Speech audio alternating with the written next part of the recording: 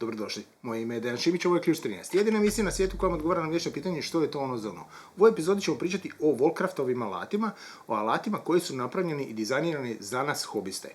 Fantastični alati i ovdje ćemo spomenuti nekih 5-6 proizvoda koje ste možda, ajmo reći ovako, prošli su vam ispod radara da ih niste primijetili, a s druge strane su nevjerovatno dobri.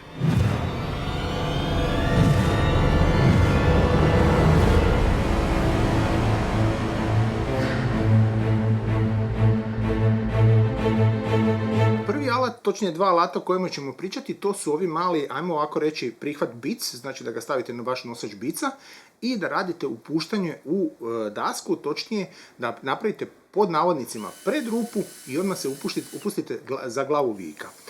Dolaze u dva oblika, točnije u dvije dimenzije, znači zato što oni znaju koje su najčešće vici koje ljudi koriste, pa su vam dali opciju dva, znači taka dva bica. Fantastičan mali alat. Napomena je jedna velika napomena. Znači, nemojte očekivati da će on napraviti situaciju kao što će napraviti svrdlo i upuštanje, pa da neće ona druga daska se raskoliti, znači da se neće prepoloviti, jer ovo je ipak, ajmo ovako reći, radi samo ovaj prvi materijal, prvu dasku. S druge strane, ovaj, za razliku od klasičnog upuštanja i svrdla, koji ima problema kad hoćete napraviti sa tankim letvicama, ovdje nećete imati problema. Znači, kod tankih letvica ovo je puno bolji alat. Zato kažem, fenomenalan mali alat za svaku radionicu. Drugi alat koji spominjemo je, vi sigurno ste vidjeli ovakav alat, to je u stvari za upuštanje, točnije za postavljanje knauf vijaka, znači i ima ovaj graničnik, ova plastika koju vidite koja se rotira, ona u stvari ne dozvoljava da vijak proleti kroz knauf, nego da se zaustavi i da pokuša se ostaviti na površini, ujedno možemo diktirati koliko želimo da to ide dublje ili pliće. Nismo stavili zato što je ovo jedinstveno rješenje, nego smo stavili zato što ovaj alat u kombinaciji sa ovim prethodnim alatom možete jako dobro koristiti. Zašto? Jer ovdje sad možemo kontrolirati tu dubinu i ako ga stavimo i kontroliramo dubinu, mi sad možemo napraviti da svaki puta savršeno nam se upusti i da glava vijka bude fantastično poravnata sa materijalom.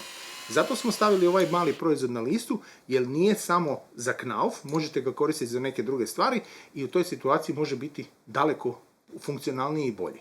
Ovo je proizvod koji kad sam ja prvi puta vidio, malo mi nije bilo baš nešto jasno šta su oni tu u stvari pokušali napraviti, međutim, kako mi je dopao pod ruke uzorak, onda sam vrlo brzo shvatio da je ovo fantastična pomoć za sve nas kod kuće. Znači, ovo vam je nešto nevjerovatno, jednostavno, prva liga, ne zauzima puno mjesta u radioni, a kada treba, zlata vrijedi. Znači, radi se o malim, običnim, jednostavnim plastičnim kajlama. Znači, ali, za razliku od klasične kajle, gdje smo osuđeni, znači stavimo pa kvrcamo onu drugu s druge strane, ovdje možemo raditi obrnutu situaciju, možemo ju spojiti. Znači, ona dozvoljava, nisam stavio plus na plus, morate staviti plus na plus, ona dozvoljava da se kajle spoje. Znači, možemo ih spojiti da budu jedno tijelo, znači to je jedna varijanta i druga varijanta vam je to, znači, a druga situacija vam je da napravimo jednu veliku debelu kajlu. Znači, i to je taj trik šta taj alat dozvoljava. Znači, da napravimo kajlu prema našim potrebama.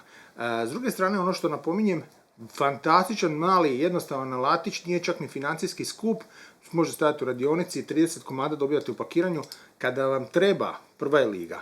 Naravno, zato što je od plastike uvijek možemo odrezati onaj višak ako vam smeta. Meni osobno ne smeta, ja više volim kad to tak stoji da ja vidim, nego kad ja znam da to sad, jel klima se, ne klima, jer sam ja stavio kajlu dovoljno, jer sam ju skratio previše, bolje mi je ovakva situacija, onda uvijek mogu, ako treba još i črkli dodatno, da ga stavim da drži bolje. Ovaj proizvod se zove Akumobile.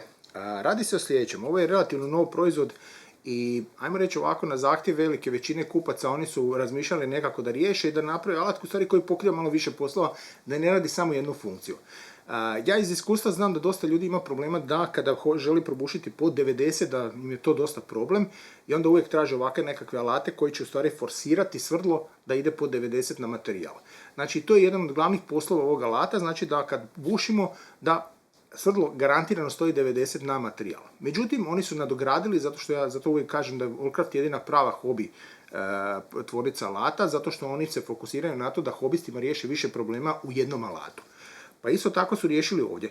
Znači, imamo od 4 do 10, međutim, ovdje imamo zarez koji vam dozvoljava da stavimo na okruglu cijev i opet probušimo, ali sada smo u centru te cijevi. Znači, to je prva pomoć. Druga pomoć je šta on dozvoljava, a to je da stavimo opet na rub materijala, znači ajmo reći pravokutni materijal, da stavimo na rub i da sad tu probušimo rupu od 45. Znači to je drugi dodatni posao koji su vam oni olakšali na taj način, točnije treći, jer kad gledamo ono 90 bušenje, to je u stvari prvi. I zadnja opcija je to što ovi gumeni čepovi, kada su u ovoj normalnoj poziciji, su kliski. Znači oni će vam malo bježati, sklizat će se i tako dalje. Međutim, ako okrenete naopako, sada malo više strše i sada vam na keramici će se zaustaviti ko zakucani. I kad bušite na keramici neće htjeti bježati. Zato, evo ga, 4 u stvari u 1, iako oni kažu da je to 3 u 1, ja kažem 4 u 1, jer 4 situacije rješava. Fantastičan mali alat, zove se Akumobile. Sljedeći alat je izuzetno pametno rješenje jednog problema kojeg manje više svi mi imamo. Znači, nikada vam zidari neće napraviti savršeni kut 90, savršeni kut 45 i tako dalje. Znači, to ne zaboravite, to ne postoji. I upravo zato, kada kupite ovaj alat, on rješava taj problem, jer svi mi želimo da te lajsne lijepo stoje, znači da se kad smo ih odrezali, kad smo ih stavimo u kut svog zida, da one lijepo stoje. Ovaj alat to rješava, znači imamo vrlo jednostavno podešavanje, dovoljno odšrafiti vijak, prislonimo na situaciju koja nam treba, nema veze da li je vanjski ili unutrašnji kut, znači prislonimo, stavimo, zategnemo i samo je dovoljno staviti letvicu sa lijeve i desne strane, odrezati i vi dobivate savršeni spoj tog kuta ili ugla, svejedno je kako budemo gledali, da li gledamo 0 do 180 ili od 180 do 360. Znači, i za jednu i za drugu situaciju. Jedna mala napomena, ovaj alat jedino, što ovako ja ću reći, ako bude neko gledao na internet stranicama, pisat će da ima 100 mm visina, znači ima za 70, ovo je 70 i da imate za 100 mm. Nažalost, ovo je od 100 mm, koliko god je ovaj proizvod izašao, dana kad je izašlo, do sada ga niko nije vidio ovaj drugi. Znači ja ga nigdje nisam vidio ni na ponudama, ni na katalozima, ni nigdje, jednostavno ga nema, nego možete samo nabaviti ovu verziju. Vrlo rado bih volio imati i tu drugu verziju da vam mogu pokazati, jer je glavna razlika samo u visini materijala koji može uzeti. Ništa drugo. Napomena, ovakav alat uvijek bolje reže sa takozvanom univerzalnom pilom. Znači ona će možda izgledati kao japanska pila kao ova, ali ima zube da može rezati plastiku, da može rezati aluminij i da može rezati drvo. I predviđena je za rezanje takvih nekih lajsni, takvih nekih materijala da možete odrezati. Zato napominjemo, evo stavit ćemo link u opisu videa, ako neko traži takav tip pile, imat ćete u opisu videa koji je pod navodnicima univerzalac, nije kao ova je recimo specifično za drvo. Prije nego što se odjavimo, želim pokazati jedan proizvod koji je, ja ću ovako reći, ukinut je davnih dana iz Woolcrafta, nećete ga pronaći na policama, osim ako nekome nije zaglavilo pa niko ne zna šta je to. Znači radi se o maloj ručnoj hobli koja ide na žilete za brijanje. Znači ovdje unutra je ona oštrica, u stvari žilet za brijanje.